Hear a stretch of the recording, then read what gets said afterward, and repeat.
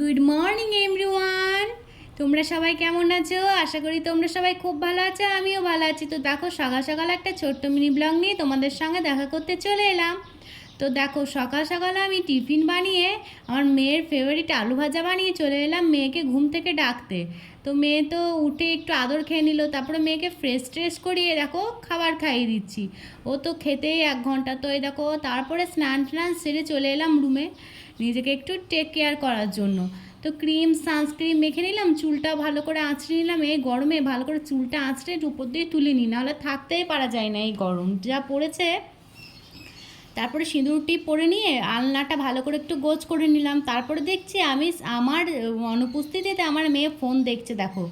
তো নুকিয়ে নুকিয়ে ফোন দেখছে, ঘরের লাইট না জ্বালিয়ে। তা দুপুরবেলা হয়ে গেল, মেয়েকে স্নান টান করিয়ে দিলাম। তো স্নান টান করে খাই দিয়ে ঘুম পাড়িয়ে দিয়েছিলাম। তো ঘুম থেকে উঠে দেখো, আমার মেয়ের একটা বার্থডে আছে, বার্থডে পার্টিতে যাবে ও। তো ওই জন্য ওকে রেডি করে দিলাম, সাজুকুজু করে দিলাম। তো আমার মেয়ের যখনই কোথায় যাবে তখনই বায়না ও লিপস্টিক পরবে। তোমরাই বলো, এত বাচ্চা মেয়েদেরকে লিপস্টিক পরা ভালো? কিন্তু শুনবে না, তো ওকে অল্প করে দিতেই হবে।